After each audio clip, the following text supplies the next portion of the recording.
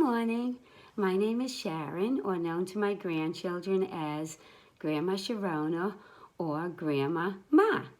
Today I'm going to start reading from the chapter book series, Amelia Bedelia. The first book is called Amelia Bedelia Means Business, and the first chapter starts, Money is the Route. It's just an introduction, so I'll also read chapter 2 today.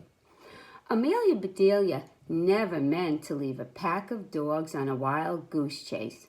She never meant to steal something and then sell it. She never meant to make someone look bad, very bad, or lead a parade astray, or even stomp on a piece of perfectly delicious cherry pie. But all that and more actually happened. Amelia Bedelia needed to earn some money. The truth was, Amelia Bedelia needed to earn a lot of money. Maybe that was the real problem. Earning some money would have been easy. Amelia Bedelia could have planted petunias for a neighbor or fed a cat while its owner was on vacation. But such small jobs would never have earned the wheelbarrows full of money Amelia Bedelia needed to make. It all started innocently enough when Amelia Bedelia decided she wanted a new bike. But then one thing led to another until the mayor of Amelia Bedelia's town finally said, "That Amelia Bedelia, she means business." So here's what happened. And this starts chapter 2. It's called The Bike. Amelia Bedelia adored her bike. And she's talking about her old bike now. It was a great bike. It was fast and dependable, and she had learned to ride on it. She could tell you how it had gotten every dent. She could tell you what chipped each fragment of paint from the frame and what had made those rusty scratches on the chrome. She could match each insult to her bike to an injury on her body. Scabs on her knees, scrapes on her elbows, bruises on her shins, and a tiny sliver of a scar just under her chin. Amelia Bedelia had parked her bike at the bike rack. She was about to go into school when she saw some kids buzzing around Suzanne Scroggins. Suzanne was a new girl that year. She told all her friends to call her Susie. Amelia Bedelia still called her Suzanne, even though Amelia Bedelia sat right behind her.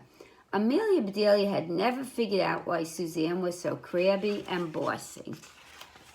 Every day except for today, of course, since it was the last day of school before vacation. Amelia Bedelia noticed the difference right away. Suzanne was smiling from ear to ear. Then Amelia Bedelia saw why. Suzanne had a new bike. It was the most beautiful bike in the world.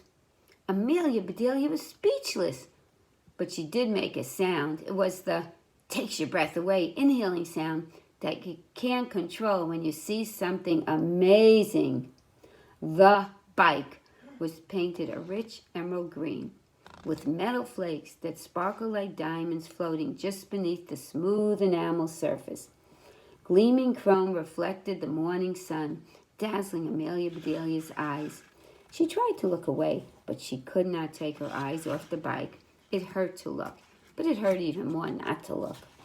Every inch of the bike was so streamlined, it looked as though it was still moving, even after Suzanne parked it. From the back of her throat, Amelia Bedelia managed to croak, "Nice bike." "Thank you," said Suzanne, "but bikes are bikes." "That's true," said Amelia Bedelia, "just two wheels with spokes."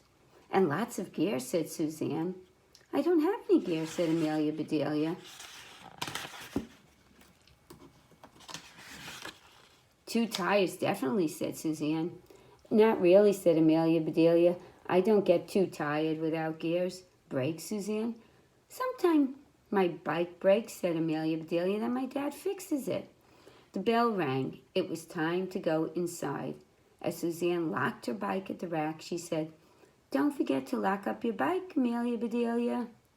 That's when the truth hit Amelia Bedelia. She had never locked up her bike. She didn't have to because it wasn't worth stealing. Who would want it after seeing The Bike? Amelia Bedelia didn't, that's for sure. Everyone followed Suzanne into school, leaving Amelia Bedelia to ponder the difference between the two bikes.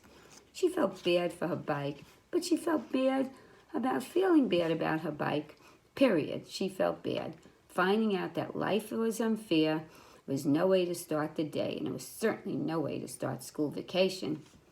That afternoon, after school, Amelia Bedelia avoided everyone, even her friends.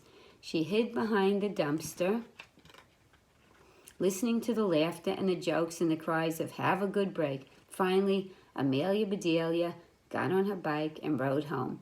She took the back way so no one would see her. And here's a picture of Amelia Bedelia's bike, the one parked over here by the fence. And there is the bike, the brand new bike of Suzanne. And stay tuned tomorrow for the next chapter. Have a good day, everyone.